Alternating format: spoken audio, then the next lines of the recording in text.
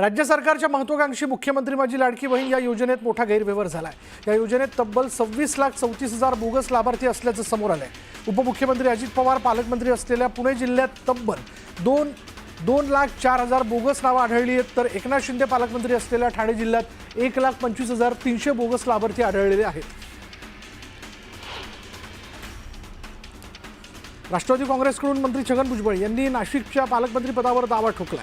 भाजपकडून गिरीश महाजन आणि शिवसेनेकडून दादा भुसे इच्छुक आहेत, तर आज जळगावात मंत्री गिरीश महाजन आणि भुजबळ यांनी एकमेकांवर स्तुतीसुमनं उधळली। भुजबळांनी महाजनांचा संकटमोचक म्हणून उल्लेख केला, तर महाजनांनीही भुजबळांचं कौतुक केलं। त्यामुळे राजकीय वर्तुळात चर्चा रंगली आहे।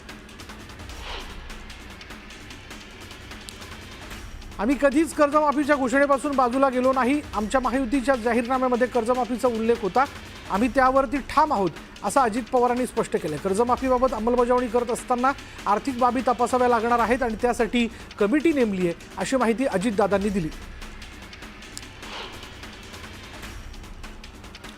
पालिका निवडणुकांच्या पार्श्वभूमीवर उद्धव ठाकरे ॲक्शन मोडवरती आलेत। मतदार याद्यांची घरोघरी जाऊन तपासणी करा, असे ठाकरेंनी कार्यकर्त्यांना आदेश दिले। शिवसेनेला धोका देण्याचे अनेक प्रयत्न होतील, धोका देणाऱ्यांची डोकी फुटतील, पण शिवसेना फुटणार नाही, अशा शब्दात उद्धव ठाकरेंनी सत्ताधाऱ्यांना टोला लगावला।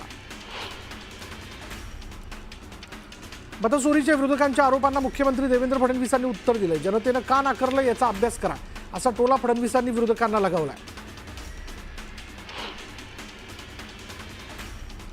एवढे फटाके वाजवले तर विरोधक पळून जातील, अशा शब्दात एकनाथ शिंदेंनी संगमनेरमध्ये मिश्किल टिप्पणी केली। लाडक्या बहिणींनी इतिहास घडवत संगमनेरमधील 40 वर्षांची सत्ता उलथवून लावली, असं म्हणत त्यांनी लाडक्या बहिणींचं कौतुक केलं।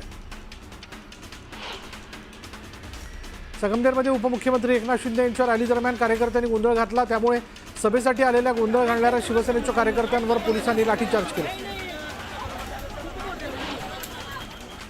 राज ठाकरेंच्या घरी 1.5 दिवसाच्या गणपतीची प्रतिष्ठापना होते आणि या गणपतीच्या दर्शनासाठी राज ठाकरेंनी फोन करून उद्धव ठाकरेंना निमंत्रण दिलं। या निमित्तानं उद्धव ठाकरे पहिल्यांदाच राज ठाकरेंच्या शिवतीर्थ या निवासस्थानी जाणार आहेत आणि त्यामुळे पुन्हा एकदा ठाकरे बंधूंची भेट होईल। राम गणेश गडकरी रंगायतांच्या लोकार्पण कार्यक्रमादरम्यान दाखवण्यात आलेल्या एका चित्रफितीवरनं भाजपचे आमदार संजय केळकर यांनी संताप व्यक्त केला। महापालिका कारभाराच्या आडून अप्रत्यक्षपणे मित्रपक्ष असलेल्या शिंदे सेनेवर त्यांनी टीका केली। ठाण्यात एक रिमोट कंट्रोल आहे, ते जेवढं सांगतील त्याप्रमाणे आयोजन केलं जात असल्याची टीका त्यांनी केली आहे। मराठा समाजाला आरक्षण मिळवण्यासाठी मनोज जरांगे यांनी चलो मुंबईचा नारा दिला आहे। 29 ऑगस्टला मुंबईत मराठा समाज धडकणार आहे, तर आज बीडच्या मांजरसुंबात इशारा बैठकीचं आयोजन करण्यात आलं होतं आणि या बैठकीतनं मनोज जरांगे यांनी आरक्षणावरनं सरकारला इशारा दिला। 27 तारखेला सकाळी 10 वाजता अंतरवालीतून मुंबईच्या दिशेनं निघण्याचं आवाहन जरांगेंनी मराठा समाजाला केलं आहे। आपल्याला शांततेत मुंबईला जायचं असल्याचं ते म्हणाले, तर कोणत्याही राजकीय दबावाला न घाबरण्याचं आवाहनही त्यांनी केलं। मराठा समाज शांत आहे, विनाकारण समाजाला डिवचू नका, सत्ता बदलत असते हे लक्षात ठेवा, असं म्हणत जरांगेंनी सत्ताधाऱ्यांवर टीका केली। मराठा आरक्षणासाठी हा लढा शेवटचा असून मागणी मान्य झाल्याशिवाय मागे हटणार नाही, अशी भूमिका जरांगेंनी घेतली आहे। आमच्या सरकारने मराठा समाजासाठी उत्तम काम केल्याचं फडणवीसांनी म्हटलंय। मी मुख्यमंत्री असताना मराठा समाजाला आरक्षण दिल्याचंही ते म्हणाले, तर आगामी काळातही मराठा समाजाच्या उत्थानासाठी कार्य करत राहणार असल्याचं फडणवीसांनी म्हटलंय। ज्याची जशी संस्कृती तसे तो शब्द वापरणार, त्याला कोणाचाच इलाज नाही, असा टोला छगन भुजबळांनी जरांगेंना लगावला। फडणवीस खुन्नस काढतायत, अशी टीका जरांगेंनी केली। मात्र फडणवीसांनीच तुम्हाला 10% आरक्षण दिलं, अशा शब्दात भुजबळांनी प्रत्युत्तर दिलं। जरांगेंनी किती आंदोलनं केली तरी सरकार त्यांच्या मागण्या मान्य करणार नाही, असं वक्तव्य बबनराव तायवडेंनी केले, तर ओबीसीमध्ये त्यांना जागा नसल्याचंही तायवडेंनी म्हटलं।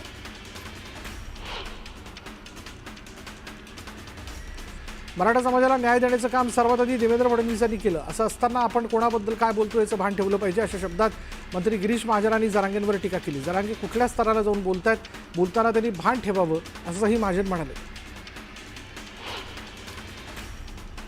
मतचोरीच्या राज ठाकरेंच्या आरोपावरनं मंत्री गिरीश महाजनांनी टोला लगावला। राज ठाकरेंचं वक्तव्य म्हणजे नाचता येईना अंगण वाकडं, असं म्हणत बेस्ट निवडणुकीत त्यांना शून्य फोडता आला नाही, असा टोला महाजनांनी लगावला। महायुती सरकारमधील ग्रामविकास मंत्री जयकुमार गोरे आणि मदत आणि पुनर्वसन मंत्री मकरंद पाटील या दोन नेत्यांमध्ये जुंपली आहे। मंत्री मकरंद पाटलांनी गोरेंवर निशाणा साधलाय। तुमची मंडळी माझ्याकडे येतात, माझ्याकडे येऊन लोकप्रतिनिधी बदलला पाहिजे असं म्हणतात, कोण किती मतांनी निवडून येतो हे मला माहिती आहे, असा टोला मकरंद पाटलांनी गोरेंना लगावला। पुणे बंगळुरू महामार्गावर कराड शहरापासून तासवडे टोल नाक्यापर्यंत मोठी वाहतूक कोंडी झाली। या वाहतूक कोंडीचा फटका उपमुख्यमंत्री अजित पवारांना बसला आणि त्यामुळे आजचा कोल्हापूरचा मुक्कामी दौरा रद्द करून अजितदादा आज कराडच्या शासकीय विश्रामगृहात मुक्कामी असणार आहेत। साताराच्या दहिवडीतील अनिल देसाईंनी राष्ट्रवादीमध्ये पक्षप्रवेश केला। यावेळी मोठ्या संख्येने कार्यकर्तेही उपस्थित होते। दरम्यान जाहीर सभा आणि कार्यकर्ता मेळाव्याचंही आयोजन करण्यात आलं होतं।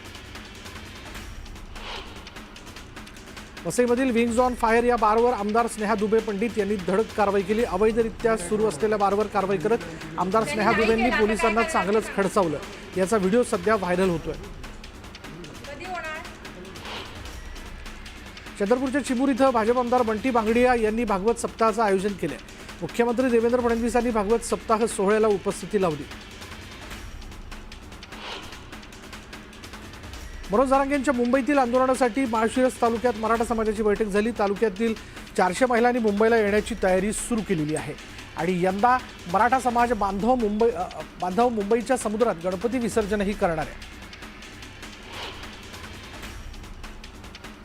खासदार निलेश लंकेंच्या आपल्या मावळा प्रतिष्ठानने महाराष्ट्रातील गड किल्ले संवर्धनाची मोहीम राबवली। मावळा प्रतिष्ठानच्या कार्यकर्त्यांकडून गडांवर जाऊन स्वच्छता करण्यात येते। दरम्यान वृक्षारोपणही करण्यात येतं। शिर्डीचा लाडू प्रसाद महागलाय। साई भक्तांना 20 रुपयांना मिळणारा लाडू आता 30 रुपयांना मिळणार आहे। साईबाबा संस्थानने लाडूचे दर वाढवल्यानं साई भक्तांमध्ये नाराजीचा सूर आहे। नवी मुंबईच्या तुर्भे परिसरात बांधकाम सुरू असताना इमारतीचा काही भाग कोसळला। या दुर्घटनेत 4 कामगार जखमी झाले। जखमी कामगारांना वाशी इथल्या रुग्णालयात उपचारासाठी दाखल करण्यात आले। पुणे मेट्रोतील एका चिमुकल्याचा व्हिडिओ व्हायरल झालाय। प्रवासादरम्यान एका प्रवाशाने मेट्रोत बासरी वाजवली। बासरीचा आवाज ऐकणारा चिमुकला जोरदार व्हायरल झाला। पुण्याच्या तुळशीबाग आणि मंडई परिसरातील अतिक्रमणावर कारवाई करण्यात आली। पोलीस आणि पालिकेनं या परिसरातील अतिक्रमण हटवले।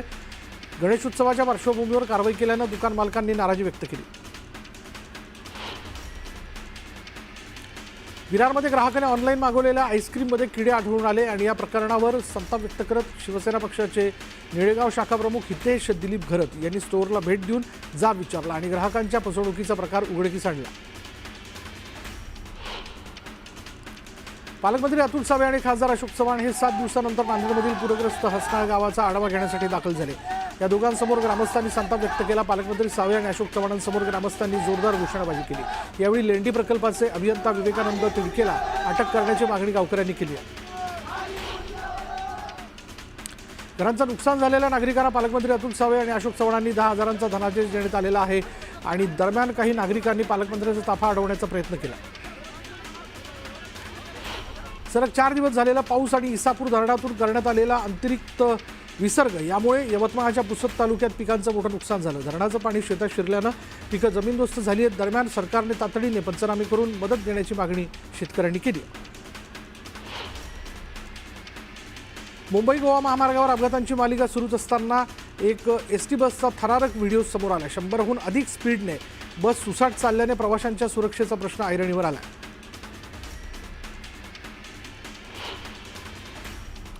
रत्नागिरी जिल्ह्यातील खेडमध्ये कोकणवासी संतप्त झाल्याचं पाहायला मिळालं। ग्रामीण भागातील अनेक फेऱ्या रद्द केल्यानं गावी जायचं कसं असा सवाल विचारत खेड स्थानकातील एसटी बसेस रोखण्यात आल्या। बदलापूर शहराला पाणीपुरवठा करणारं बॅरेज आणि बारवी धरण 100% भरलेलं असतानाही बदलापूरकरांना पाण्याच्या समस्येला तोंड द्यावं लागतंय। गेल्या 3 वर्षांपासून पाण्याची समस्या अद्याप सुटलेली नाही आणि संतप्त बदलापूरकरांनी रस्त्यावर उतरून प्रशासनाविरोधात घोषणा देत निषेध व्यक्त केला।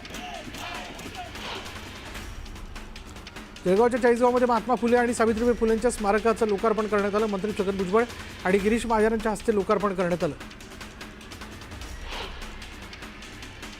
पुण्याच्या राजगुरुनगरमध्ये शिवराम हरी राजगुरूंची 117वी जयंती साजरी करण्यात आली। यावेळी राजगुरूंचे वंशज सत्यजित राजगुरूंनी ध्वजारोहण केले।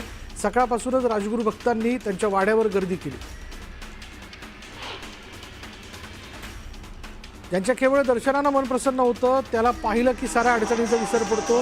त्याच्या दर्शनासाठी देशभरातूनच नव्हे तर जगभरातून भाविक लालबागला येत असतात. अशा लालबागच्या राजाचा फर्स्ट लुक आज समोर आला आणि भाविकांच्या डोळ्यांचं पारणं फिटलं. यंदा लालबागच्या राजाचा दरबार हा तिरुपती बालाजीच्या राजमुकुटात बसवण्यात आला आहे आणि त्यासाठी खास सुवर्ण गजानन महल साकारण्यात आला आहे. शिवाय दरबाराची उंची यंदा 50 फुटांपर्यंत वाढवण्यात आली आहे. तर लालबागच्या राजाची वात्सल्य मूर्ती सुवर्ण अलंकारांनी सजवण्यात आली आहे. गणेशोत्सव अवघ्या 2 दिवसांवरती आला आहे. दरम्यान गिरगावच्या राजाचा मंडप उद्घाटन सोहळा आणि प्रथम दर्शन सोहळा पार पडला. सांस्कृतिक मंत्री आशिष शेलार यांच्या हस्ते हा उद्घाटन सोहळा पार पडला. गिरगावच्या राजाचं यंदाचं हे 98वं वर्ष आहे. यावर्षी ही पर्यावरणपूरक बाप्पाची मूर्ती आहे. बोरिवली पूर्व इथल्या उपनगरच्या राजाचा मुखदर्शन सोहळा पार पडला. बोरिवलीच्या राजाचं यंदाचं हे 43वं वर्ष आहे. 25 फुटी भव्य गणेश मूर्ती प्रसिद्ध मूर्तिकार विजय खातू आणि त्यांच्या कन्या रेश्मा खातू यांनी साकारली आहे. मुंबईत गणपती बाप्पाच्या आगमनाची लगबग सुरू झाली. आज बोरिवलीच्या गोराईच्या राजाच्या मूर्तीचं प्रस्थान झालं आणि यावेळी गणेश भक्तांनी बाप्पांचं जल्लोषात स्वागत केलं. चंद्रपूरमध्ये सेल्फ क्रिएशन ग्रुप तर्फे बाप्पा मेकिंग कार्यशाळेचं आयोजन करण्यात आलं होतं आणि या कार्यशाळेत शाडूच्या मातीच्या गणेश मूर्ती बनवण्याचं प्रशिक्षण देण्यात आलं. दरम्यान मूर्तीची आरती करून प्रसादही वाटण्यात आला.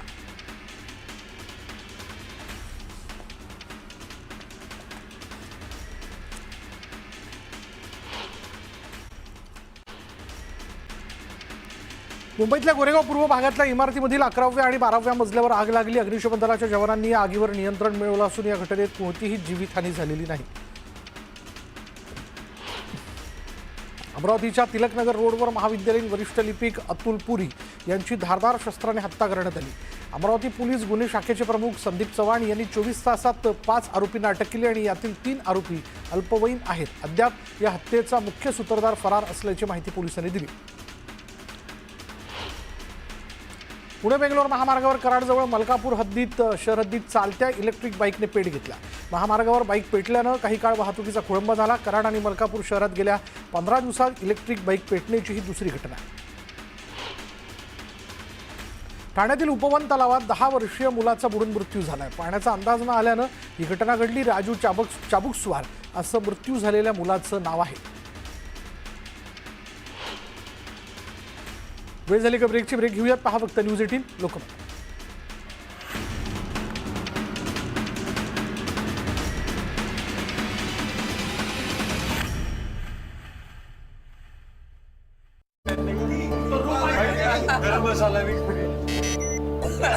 कुठे घुसतोयस?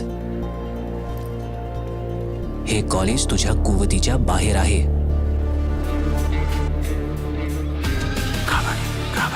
घुसून मारण्याच्या गोष्टी तर सगळेच करतात,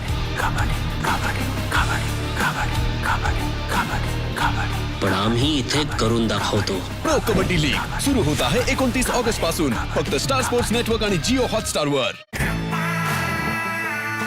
सर्वांचा बाप एनर्जी, बोलो तू धाव धाव धाव धाव. टेम्पो एनर्जी, एनर्जीचा ब्लास्ट सुपर फास्ट. शहर ते गाव, महाराष्ट्र जाणणारं एकच नाव.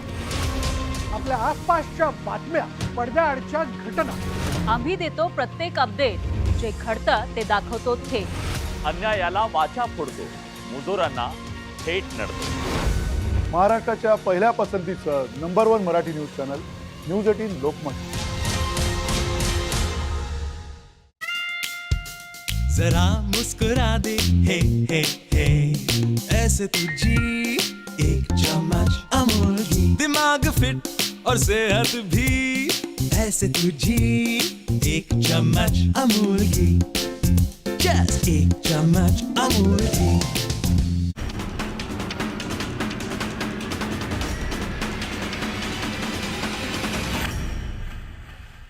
आणि ब्रेकनंतर पुन्हा एकदा सुपरफास्ट 100. मुंबईत कुर्ल्याच्या नेहरूनगरमध्ये अंधश्रद्धा निर्मूलन समितीच्या वतीने प्रभात फेरीचं आयोजन करण्यात आलेलं होतं. डॉक्टर नरेंद्र दाभोलकरांच्या हत्येला 12 वर्ष झाल्यामुळे त्यांना अभिवादन करत अंधश्रद्धेविरोधात संदेश या प्रभात फेरीतून देण्यात आला. भंडारा जिल्ह्याच्या तुमसर तालुक्यातील मांढळ इथं मारबतीच्या मिरवणुकीत तुफान हाणामारी झाली. काल मारबतीची मिरवणूक काढण्यात आली आणि या मिरवणुकीत सहभागी झालेल्या 2 गटातील तरुणांमध्ये हाणामारी झाली। राड्याचा व्हिडिओ सोशल मीडियावरती व्हायरल झालाय आणि याबाबत पोलीस स्टेशनमध्ये अद्याप कोणीही तक्रार दाखल केलेली नाही।